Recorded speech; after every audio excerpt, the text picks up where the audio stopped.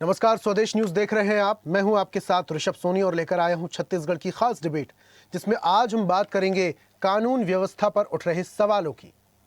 रंगों के त्योहार होली पर रायपुर में खुशी के रंग उस वक्त फीके पड़ गए जब अलग अलग इलाकों में हिंसक झड़पों और चाकूबाजी की घटनाओं में 4 लोगों की मौत हो गई। इन घटनाओं के बाद प्रदेश की कानून व्यवस्था को लेकर सियासत भी तेज हो गई।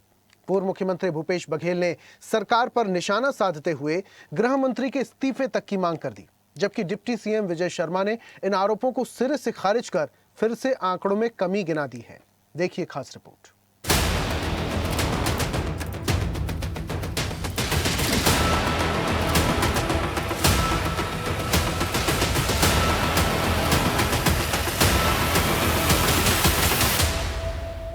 रंगों के इस पर्व पर रायपुर में 3 अलग अलग घटनाओं ने पूरे शहर को हिलाकर रख दिया। कहीं चाकूबाजी तो कहीं लाठी डंडों से हमलों में 3 लोगों की जान चली गई। रायपुर, आरंग, खरोरा और विधानसभा क्षेत्र में हुई हत्या के बाद तिल्दा इलाके में हुई चाकूबाजी ने शहर को होली के रंगों की बजाय खून से रंग दिया। इसके साथ साथ बिलासपुर में कानून के रखवाले ही सुरक्षित नहीं रहे। पुलिस के तमाम दावों की पोल इन सब घटनाओं ने खोल कर रख दी। अब इन घटनाओं के बाद सियासत में बवाल और सवाल दोनों हैं। पूर्व मुख्यमंत्री भूपेश बघेल ने राज्य सरकार पर तीखा हमला बोला। कहा, प्रदेश में कानून व्यवस्था पूरी तरह से चरमरा गई है और त्योहार के दिन भी लोग सुरक्षित नहीं हैं। प्रदेश अध्यक्ष दीपक बैज ने कहा, कानून व्यवस्था की स्थिति बद से बदतर होती जा रही है और गृह मंत्री रील बनाने में बिजी हैं। कानून व्यवस्था की स्थिति बेहद खराब और खासकर होली के दिन चाकूबाजी में लोगों की मौतें हो रही है, घर में घुस के मार रहे हैं, पुलिस वाले की वर्दी फाड़ रहे हैं। और देखिए, प्रशासन जब आप उस दिन ड्राई डे घोषित किए, उस दिन शराब दुकान बंद किए, तब ये हाल है। यदि शराब दुकानें खुली होती, क्योंकि जो उनका स्टॉक दोपहर तक ख़त्म हो जाता, उसके बाद फिर जाता हो, तो वो तो दारू भट्टी में पता नहीं कितनी हत्याएं हो जाती। तो ये सरकार से संभला नहीं जा रहा है। ये गृह मंत्री जी को थोड़ा भी उसमें शर्म है तो उसको तत्काल इस्तीफा दे देना चाहिए, विष्णु जी के पास जाना चाहिए, भैया ये विभाग दूसरे को दे दो। पूरी तरह से कानून व्यवस्था बदहाल हो चुकी है। आप देखेंगे कि होली के दिन रायपुर जिले में 4 हत्या हुई, 16 से अधिक चाकूबाजी की घटना हुई और पूरे प्रदेश में आतंक का माहौल रहा। अगर होली के दिन भी अगर दारू बिकता, शराब बिकता, तो क्या स्थिति प्रदेश में बनती।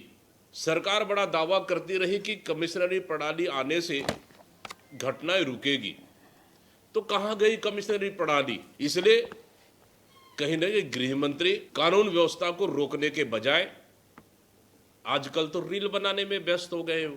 आखिर कब रुकेगी कानून व्यवस्था। रायपुर राजधानी जैसा सुरक्षित नहीं है, बाकी प्रदेश की कल्पना करना तो छोड़ दो। भूपेश बघेल के आरोपों के बाद सियासत और गर्मा गई। डिप्टी सीएम और गृह मंत्री विजय शर्मा ने कांग्रेस के आरोपों को राजनीतिक बताया और कहा कि भाजपा सरकार के कार्यकाल में अपराध में कमी आई है। आंकड़ों का जिक्र करते हुए कहा, अपराध में कमी आई। तो बताया कि इस 13 महीने में उन्होंने जो प्रश्न किया था, हत्या, लूट, इसमें कमी आई है। और मैंने कहा कि 13 महीने नहीं, पिछले 26 महीने में भी कमी आई है।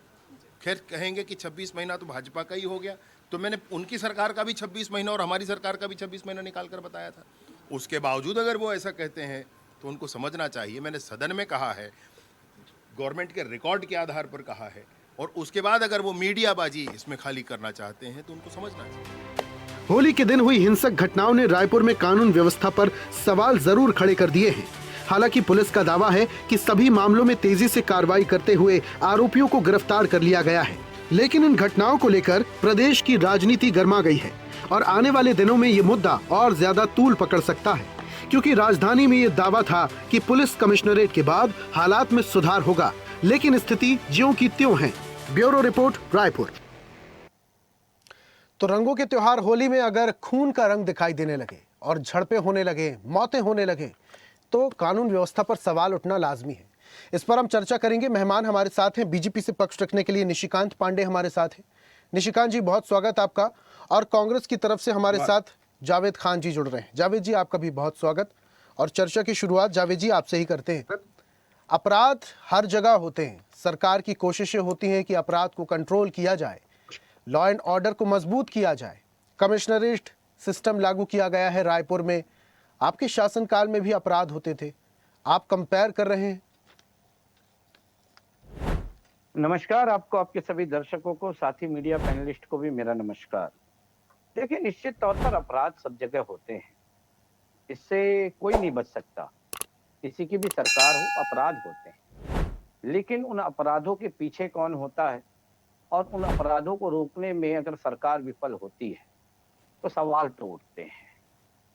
आज अगर मैं बात करूं, सारी दुनिया जिसे जेन जी कहती है, भारतीय जनता पार्टी के लोग भारत के जेन जी को ज़ॉम्बी बनाने में लगे हुए हैं। वो भारत के जेन जी को ज़ॉम्बी बना करके छोड़ चुके हैं। छोटी छोटी बातों पर जिस तरह से हत्याएं हो रही है, जिस तरह से चाकूबाजी हो रही है, जिस तरह से कत्लेआम हो रहे हैं, यह कार्य सिर्फ और सिर्फ कोई ज़ॉम्बी ही कर सकता है, जेन जी नहीं कर सकता। मैं आपको एक छोटा सा आंकड़ा पेश करता हूं। एक तरफ आप कानून व्यवस्था को पर अच्छा सुचारू बनाने की बात कर रहे हैं, दूसरी तरफ अगर मैं बात करूं तो होली के एक दिन पहले ही केवल रायपुर में 58 करोड़ से अधिक की शराब बिक जाती है। इतनी शराब जब बिक रही है, प्रदेश के युवाओं को नशों में चूर किया जा रहा है, तो ऐसी घटनाएं तो घटेंगी। और दूसरी बात, हम सवाल तो उठाएंगे। आपका की आज्ञा हो तो एक 16 सेकंड का रील है, मैं चाहूंगा कि उसे आपको सुनाऊं, चलाऊं, अगर आपकी आज्ञा हो तो। ठीक है सर, जल्दी से। थोड़ा कैमरे के पास ले आइए फोन को।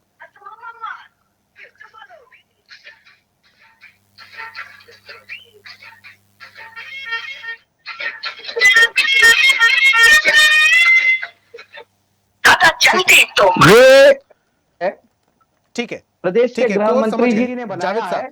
जावेद साहब, कोर जी, समझ जी, गया इस सुनिए रील का। सुनिए सुनिए, हाँ हाँ हाँ। लेकिन अब आप उसके रील शब्द रील आप दिखाकर देखिए। क्या, आपके नेता क्या सोशल हाँ। मीडिया पर एक्टिव नहीं होते?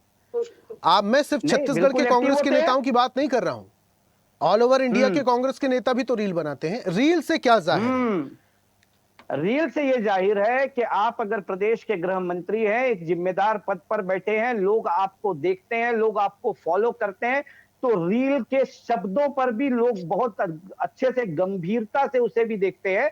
ये रील में गाना है, दादा चलते तो मांस, दादा उठते तो मांस, दादा झुकते तो मांस। तो आज जो प्रदेश का युवा ज़ॉम्बी बनते जा रहा है, प्रदेश के गृह मंत्री जी के इस रील से आप ही बताइए, दादा चलते तो मांस क्या वाली ही तो जेनजी को प्रेरणा ज़ॉम्बी लेगा। बनाने में दादा का हाथ है? आप इस तरफ इशारा कर रहे हैं। उन्होंने तो बिल्कुल, आंकड़े रख दिए बिल्कुल, दादा और मीडिया दादा से। की- जब वो बात दादा कर रहे और दादा थे की तो सरकार उन्होंने का 26 हाथ है। महीने के आंकड़े आपकी सरकार के भी दिखाए और 26 महीने के आंकड़े अपनी सरकार के भी दिखाए, तो ग्राफ में तो देखिए, अंतर है। उनके अधिकारियों ने उनसे झूठ बोला, विधानसभा में उन्होंने जो ठीक है, आंकड़ा पेश अधिकारियों ने किया वो झूठ बोला। झूठ है, झूठ बोला। मैं आपको बता दूं, मैं भी आंकड़े लेकर के बैठा हूं। 2025 में राजधानी रायपुर में 15,896 एफआईआर दर्ज हुई, जिसमें 280 रेप है, हत्या 92, चाकू 540, इस तरह के काम हुआ है। कांग्रेस और ये आंकड़े कहां से हैं सर? ये आंकड़े कहां से लिए आपने? क्या ये सरकारी आंकड़े हैं? हाँ, बिल्कुल सरकारी आंकड़े हैं। ठीक है, छत्तीसगढ़ सरकार से भी है। ठीक है। और उसके विजय अलावा शर्मा जो जी के उप आपके मुख्यमंत्री के आंकड़े जैसे- अलग आपके हैं, जैसे वो भी सरकारी हैं क्योंकि, जी। और आपके आंकड़े अलग मीडिया- हैं और इसमें आपके भी मीडिया के सरकारी आंकड़े हैं, हैं। तो यहाँ तो विरोधाभास सरकारी है। प्लस मीडिया है, सरकारी प्लस मीडिया है। निशिकांत जी, ये दोनों के आंकड़े मैं बता रहा हूं निशिकांत जी, मैं आपको। मीडिया निशिकांत के जी, भी आंकड़े हैं रील इसमें। देख लिया आपने? निशिकांत जी, दादा चलते तो मांस, दादा उठते तो मांस। विजय शर्मा जी कह रहे हैं, आंकड़े गिरा रहे हैं, लेकिन इससे आंख नहीं बंद की जा सकती, इससे मुंह नहीं फेरा जा सकता कि राजधानी में चाकूबाजी हो रही है, राजधानी में कत्लेआम हो रहा है, राजधानी में लॉ एंड ऑर्डर की धज्जियां उड़ाई जा रही, बावजूद इसके कमिश्नर सिस्टम लागू है। ऋषभ जी आपको और भाई जावेद जी को जैसे देखिए, जय श्री जिस राम। प्रकार से विषय को आपने उठाया, क्राइम हो रहा है, इससे कोई इनकार नहीं कर रहा। क्राइम हुआ और नहीं होना चाहिए, उसके लिए प्रशासन अपनी व्यवस्था बना रही है और दुरुस्त करने के हिसाब से हम आगे बढ़ रहे हैं। लेकिन जो घटनाएं घटी, दो महत्वपूर्ण चीजें आती हैं। अभी आपने जावेद जी से पूछा तो वो मीडिया रिपोर्ट, मतलब आप पे बम फोड़ दिए कि मीडिया रिपोर्ट के माध्यम से चीजें आपके समक्ष आई। मिक्स बता रहे थे वो, सरकारी आंकड़े प्लस मीडिया रिपोर्ट। आप पूछिए ना किसका आंकड़ा है सरकारी, मतलब मेरा टर्म खत्म हो जाए तुमसे पूछिए सरकारी मतलब गूगल करके पता कर ले कौन देता है अपराध का आंकड़ा। एक तो विषय आता है कि जब आप एफआईआर दर्ज नहीं करते, उसके बाद भी क्राइम रेट हमारे कालखंड से ज्यादा था। हमारी प्रतिबद्धता प्रदेश के प्रति है और उनकी रक्षा सुरक्षा के दायित्व से हम बच नहीं सकते। ये जिम्मेवारी हमारी है। हम कोई कांग्रेस की सरकार नहीं है, हमारा सुशासन की सरकार हमारी आती है। घटनाएं नहीं होनी चाहिए। महत्वपूर्ण बिंदु क्या आता है, भूपेश बघेल जी ने क्या कहा कि शराब दुकान बंद अगर खुला होता तो वहीं पे हत्या हो जाती। तो मुझे 2023 का होली याद आ गया। यही देवपुरी, जहां रायपुर में मैं निवासरत हूँ, वहीं भट्टी में 3 लोगों की हत्या हो गई होली के दिन। सरकार किसकी थी वो तो कांग्रेस पार्टी जानती होगी। तो भूपेश बघेल शायद न उस डायलेमा से बाहर नहीं निकल पा रहे। विषय ये है निशिकांत जी, कमिश्नर मैं प्रणाली बहुत निवेदन के साथ में आपको बीच में रोक रहा हूं निशिकांत जी, लेकिन हम कंपेयर क्यों करते हैं हर बार? सरकार सत्ता आपकी है, आप कंपेयर करते हैं पिछली पूर्ववर्ती सरकार से, इसीलिए तो आपकी ट्रिपल इंजन की सरकार बनाए हैं कि आप स्थितियों को सही करेंगे। एक यही तो रीजन था कि आप लोगों की ट्रिपल इंजन की सरकार बनाई। कमिश्नरेट सिस्टम लागू किया गया, अपराध को कंट्रोल करने के लिए। हो रहा है क्या रायपुर में खुलेआम इस तरीके से चाकूबाजी होना और मैं होली बस की बात नहीं कर रहा हूं, इससे पहले भी की कई वीडियो मेरे पास हैं, बोलेंगे तो मैं चलवा दूंगा। खुलेआम चाकू लेकर लोग घूमते हैं और ये सिर्फ रायपुर की स्थिति नहीं है साहब, छत्तीसगढ़ में बहुत सारे ऐसे इलाके हैं और आप लोग दम भरते हैं लॉ एंड ऑर्डर को मजबूत करने के लिए हमारी सरकार एड़ी चोटी का जोर लगा रही। ये जोर है आपका? नहीं ऋषभ जी, क्षमा के साथ मैं अपनी बात करता हूं। देखिए क्या है, आप कैसे कंपेरिजन नहीं करेंगे, आंकड़े वो कैसे आपको दर्शाएंगे कि हाँ कम हुआ या ज्यादा हुआ, बढ़ गया या खत्म हो गया, कैसे उसको? निशिकांत जी, आप ये कह रहे हैं कि कोई बीमारी हुई और हमने उसका ट्रीटमेंट कर दिया, इसलिए दवाई बनाई गई थी। हम वैक्सीन क्यों बनाते हैं? ताकि वो बीमारी ही ना हो। और उस वैक्सीन को बनाने का दावा आपकी सरकार ने किया था, अपराध को कंट्रोल करने का दावा आपकी सरकार ने सत्ता में आने से पहले किया था। क्या हुआ उस दावे का? वैक्सीन कब बनेगी अपराध को कंट्रोल करने वाली? निशिकांत जी,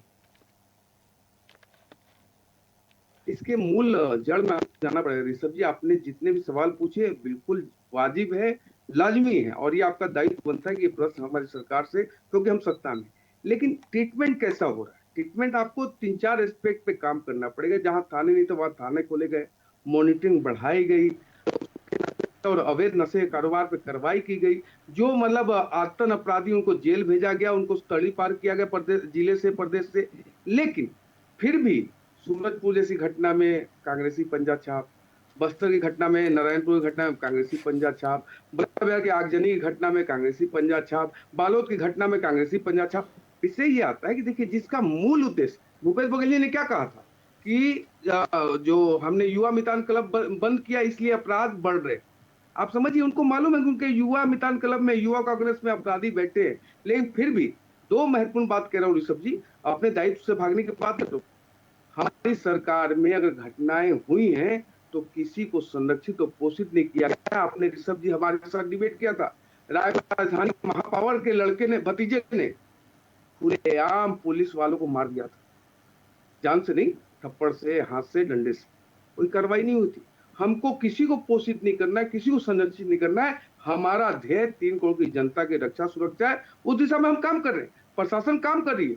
लेकिन घटनाएं हुई है उससे मतलब कोई इंकार तो नहीं कर रहा है। लेकिन एक महत्वपूर्ण प्रश्न जो आता है कि जो एफआईआर के बाद भी हमारे कालखंड की घटनाएं कम है इनके कालखंड से, है फिर भी प्रतिबद्धता के साथ और जो मूलचूल परिवर्तन करने, जो एक्शन लेने हैं वो हमारी सरकार लगातार कर रही है। उसका आपको परिणाम ये तो आपका दावा है ना निशिकांत जी कि कांग्रेस शासनकाल में एफआईआर ही नहीं होती थी, कंप्लेन ही नहीं होती थी। अब इसका कोई ऑथेंटिकेशन थोड़ी है, ये तो आपके दावे हैं। जावेद जी कुछ कह रहे थे पहले अपनी बात। निशिकांत जी मैं आऊंगा वापस, समय है हमारे पास, मैं आऊंगा। जावेद जी अपनी बात रखिए, उसके बाद मैं सवाल लूंगा।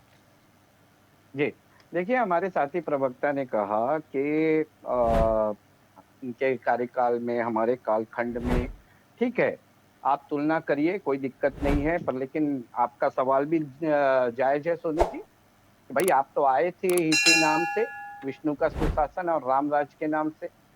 आज चित्रकूट विधानसभा के विधायक हैं, इन्हीं के पार्टी के हैं। वो कहते क्या है मीडिया में आकर के कि गली-गली में मेरे विधानसभा क्षेत्र में कोचिया शराब बेच रहे हैं। तो आपके दावे तो यहीं विफल हो रहे हैं। दूसरी बात, हमारे प्रदेश के गृह मंत्री बस्तर जिले के प्रभारी मंत्री भी हैं। बस्तर की सबसे आराध्य देवी माई दंतेश्वरी मंदिर में चोरी हो जाती है, केवल एक चोर चोरी करता है, उसे पकड़ने में इनकी पुलिस के पसीने छूट जाते हैं। उसको पकड़ने में 27 दिन का समय लगता है इनको, 27 दिन। वो भी कहीं ना कहीं लगातार कांग्रेस की तरफ से दबाव बनाते के बाद में उसकी बरामदगी होती है। तीसरी सबसे महत्वपूर्ण चीज सोनी जी, आज आप एक चीज बताइए मुझे, ये कहते हैं कि हर चीज में कांग्रेस का हाथ है।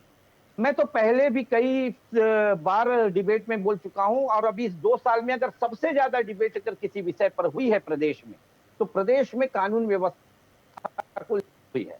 मैं तो चुनौती के साथ कहता हूं, अगर आपको लगता है कि हर अपराध के पीछे कांग्रेसी ही शामिल है, तो महीना 2 महीना के लिए सभी कांग्रेसियों को जेल में डाल के रख दीजिए ना भैया, और जीरो अपराध दिखा दीजिए प्रदेश में। जेल जाने के लिए तैयार है जावेद जी? हम, हाँ बिल्कुल तैयार है, डाल दीजिए जेल में, और जीरो अपराध दिखा दीजिए, मान जाएंगे कि हर अपराध के पीछे कांग्रेसी शामिल है। देखिए, संरक्षण हमने कभी नहीं दिया, लेकिन संरक्षण इन्होंने कैसे दिया? इन्होंने कहा ना कि हम किसी को संरक्षण नहीं देते। इनके युवा मोर्चा के अध्यक्ष है राहुल टिकरिया। एक दलित बच्ची आती है मीडिया के सामने और कहती है कि किस तरह से मुझसे शादी का झांसा देकर के मेरे साथ शारीरिक संबंध बनाया है राहुल टिकरिया ने। भारतीय जनता पार्टी उस बच्ची को न्याय क्यों नहीं दिला रही है? ऐसे व्यक्ति को अपनी पार्टी में संरक्षित करके ही तो रखी है। ये संरक्षण नहीं है तो क्या है? इसका जवाब देना चाहिए इनको। जावेद जी, ये बिल्कुल अलग विषय है, और इस तरीके के विषय सिर्फ एक पार्टी में नहीं है, आपकी पार्टी में भी बहुत सारे ऐसे कार्यकर्ता नेता निकल आएंगे जिनके ऊपर कई सारे अपराध हैं। नक्सलवाद की अगर मैं बात करूं, अच्छा एक बात बताइए जावेद साहब, लाल आतंक सिकुड़ा, इस बात को एक्सेप्ट करेंगे नहीं करेंगे? हाँ बिल्कुल, लाल आतंक सिकुड़ा। ठीक है, आपके शासनकाल में क्या होता था बहुत अच्छे से मुझे याद है। उस वक्त मैं रायपुर में रहा करता था। ठेकेदार, जहां पर सड़कें बनती थी, ठेकेदार को किडनैप कर लिया जाता था, जेसीबी को जला दिया जाता था, फिरौती मांगते थे नक्सलवादी। अभी नक्सलवाद को कंट्रोल किया है सरकार ने, इस बात की कम से कम आप लोगों को प्रशंसा करना चाहिए। वो भी तो एक अपराध ही है अलग तरीके का।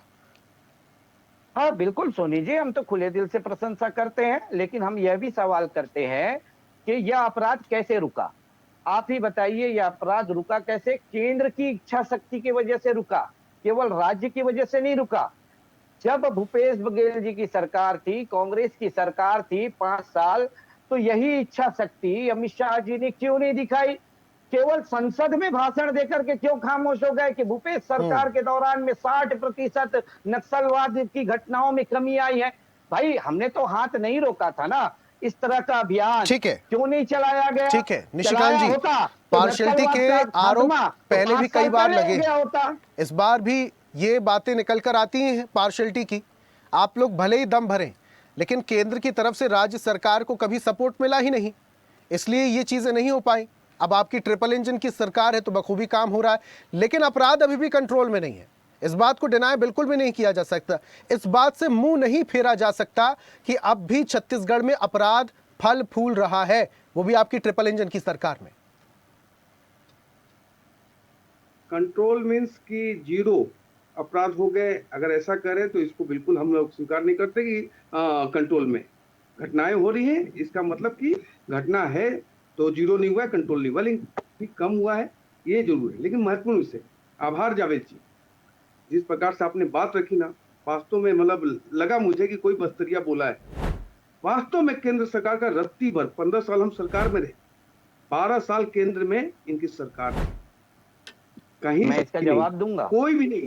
कारण क्या था? क्योंकि ये वोट बैंक की राजनीति करते थे, नक्सली से समर्थन मांगते थे यहाँ के दिग्विजय सिंह, राज बब्बर, कि नक्सली भाई हमें समर्थन करें भाजपा को, सरकार को हटाने में। दूसरा, रुक जाइए जावेद जी, मैं आपका पूरा प्रवचन सुना, अब मेरा टर्न है। आपने कहा कि सभी कांग्रेसियों को जेल में डालो। आपातकाल है, प्रदेश मुखिया इंदिरा गांधी है कि सबको उठा के जेल में डाल दे। ऐसा नहीं हो सकता, ये आपके कालखंड में होता है साहब, ऐसे चलता भी नहीं चीजें। ये आपके कैसे मन में उपज होता है, क्योंकि आप उसी पार्टी के परिपाटी से पले बड़े हैं। विषय ये है कि जो घटनाओं की बात कर रहे हैं हम, तो पैरामीटर को तय करना पड़ेगा। आपने जिस प्रकार से सूखे नशे पे कार्रवाई की, आपने जिससे अवैध शराब पे कारोबारी की, तो वो जैसी कार्रवाई होती है तो जिंदाबाद मुर्दाबाद के एजेंसी के सामने नारा कौन लगाता है? यही कांग्रेस पार्टी। क्या कारण है कि आप हमेशा अपराधियों को, भ्रष्टाचारियों को संरक्षित और पोषित करने का काम करते हैं? क्योंकि आपका उनके साथ सांठगांठ है, हमारा संरक्षित करने का विषय नहीं है। लेकिन महत्वपूर्ण तो दो बिंदु है। मैं पुनः आपके सामने रिसर्च कर रहा हूँ, डंके की चोट पे कह रहा हूँ, घटनाएं कम हुई हैं और कम होनी चाहिए, बिल्कुल जीरो हो जाए सबसे अच्छा है। प्रदेश के रक्षा सुरक्षा के लिए हमें काम करना, ये हमारा दायित्व जिम्मेवारी है। लेकिन घटनाएं के बाद जिस प्रकार से, मैं तो नाम लेके बोला ना, महापावर के भतीजे पे क्या कार्रवाई हुई रायपुर राजधानी में पुलिस को मारने के लिए, एक चवन्नी का कार्रवाई नहीं हुआ। भूपेश बघेल जी का बेटा यहाँ भिलाई में थाने में घुस कर बवाल काटा, तुरंत एफआईआर हुआ, तुरंत। कोई किसी को बख्शा नहीं जाएगा, चाहे कवासी लखमा हो, देवेंद्र यादव हो, कोई भी व्यक्ति अगर कानून अपने हाथ में लेता है उस पर कार्रवाई होनी चाहिए, बिना जाति देखे, बिना पार्टी देखे। यहाँ बात कर रहे कि लाल आतंक कैसे समाप्त हुआ, कैसे समाप्त हुआ जावेद भाई? प्रॉपर इनपुट, प्रॉपर कोऑर्डिनेशन, वहां के प्रशासन, स्थानीय प्रशासन का सहयोग, स्थानीय जनता का सहयोग, ये विकास के रास्ते जो विश्वास अर्जित किया उसका परिणाम है। आपने क्या कहा, जब कांकेर में हमको सबसे बड़ी सफलता मिली थी तो यही भूपेश बघेल और बुझे हुए दीपक की सेना खड़ी होकर कही थी क्या, ये फर्जी एनकाउंटर है। 10 सेकंड लूंगा माफ, फर्जी एनकाउंटर है। सेना के सुरक्षा बल के जवानों को भी हत्यारा कहने से आपको गुरेज नहीं है, ये तो हाल है जावेद भाई। और बोलते कैसे खत्म हुआ, जिसने पैदा किया, आपने पैदा करके बंगाल के एक जिले से देश के 12 राज्यों में पहुंचाया, तो जिसने पैदा किया उसको क्रेडिट तो देना स्वाभाविक है कि आप अगर उनको पैदा नहीं करते तो हम मारते कैसे? तो क्रेडिट गोज टू जावेद भाई, आपकी पार्टी। नक्सलवाद पे बात कर रहे थे आप निशिकांत जी, नक्सलवाद को लेकर कह रहे थे अगर 5 साल में हटा दूं कांग्रेस शासनकाल के तो आपकी ही सरकार थी भाई साहब, आपकी सरकार में नक्सलवाद ज्यादा देखा गया। आप अगर आरोप लगा रहे कांग्रेस की और अब बोल रहे हैं कि 12 राज्यों में स्टेट में फैला दिया गया, तो छत्तीसगढ़ में क्यों पनपने दिया आपने? 15 साल आपकी सरकार थी भाई साहब। ठीक है, लास्ट कमेंट जावेद साहब, लास्ट कमेंट बोलेंगे जावेद साहब, बोलेंगे जावेद साहब। सोनी जी देखिए, जब रमन सिंह जी मुख्यमंत्री थे, इन्होंने कहा कि केंद्र की तरफ से, हमारी तरफ से कोई सहयोग नहीं मिला। रमन सिंह जी का एक पत्र खूब चर्चे में रहता है, हमारे निशिकांत भाई भी पढ़े हैं पर बोलेंगे नहीं। उन्होंने ही कहा कि नक्सलवाद 2 जिले से बढ़कर के 18 जिलों तक पहुंच गया है। तो भाई किसके कार्यकाल में पहुंचा? आप ही के कार्यकाल में पहुंचा ना। दूसरी बात, केपीएस गिल जी का भी बयान आपने सुना होगा। रमन सिंह जी ने क्या कहा था? तनख्वाह लो, मौज करो, नक्सलवाद को रोकने पर आप ध्यान मत दो। केपीएस गिल जी का बयान है ना, उसको तो कोई नहीं झुटला सकता ना। उसके बाद रमन सिंह जी के ही कार्यकाल में डबल इंजन की सरकार थी 2014 से 2018 तक। क्या अमित शाह जी नक्सलवाद तो दूर कर पाए? नहीं कर पाए ना। तो कुल मिलाकर के छत्तीसगढ़ में नक्सलवाद के जनक तो रमन सिंह जी हैं। इसलिए आपकी 5 साल की सरकार थी तो आपने भी कोशिश नहीं किया, और उस दौरान भी धर्मांतरण के मामले गजब के देखने को मिले। 60,000 से ज्यादा का आंकड़ा पार हो गया था धर्मांतरण को लेकर जावेद साहब। लेकिन हम बात कर रहे हैं अपराध को कंट्रोल करने की, और अपराध को कंट्रोल करने की जवाबदारी तो सरकार की ही है, क्योंकि जनता ने उन्हें चुना है और सरकार की ही जवाबदारी जवाब देने की भी होगी। निशिकांत जी बहुत शुक्रिया हमारे साथ जुड़ने के लिए। जावेद जी आपका भी बहुत शुक्रिया चर्चा में शामिल होने के लिए। आज हम बात कर रहे थे कानून व्यवस्था पर उठ रहे सवालों की। सवाल इसलिए उठ रहे हैं क्योंकि रंगों के त्योहार होली के दिन खून का रंग दिखाई दिया, 4 लोगों की मौत हो गई, हुड़दंग ज्यादा देखने को मिला, तलवारबाजी, चाकूबाजी की घटनाएं लगातार बढ़ती जा रही हैं। सवाल उठ रहे हैं कि क्या यही लॉ एंड ऑर्डर है? क्या यही सरकार की कोशिश है? अगर यही कोशिश है तो आने वाले वक्त में और क्या क्या देखने को मिलेगा? फिलहाल सरकार ने भरोसा दिया है कि ये जो आंकड़ा है पिछली सरकार से तो कम ही है और अब ये आंकड़ा और कम होता चला जाएगा। ये दावा कितना सही साबित होगा ये आने वाला वक्त बताएगा। आज की खास पेशकश में फिलहाल इतना ही। देखते रहिए स्वदेश न्यूज, सबसे पहले देश। और ऐसी ही ताजा खबरों के लिए लाइक, फॉलो और यूट्यूब पर सब्सक्राइब कर बेल आइकन जरूर दबाइए और हर अपडेट के लिए विजिट कीजिए स्वदेशलाइव.com।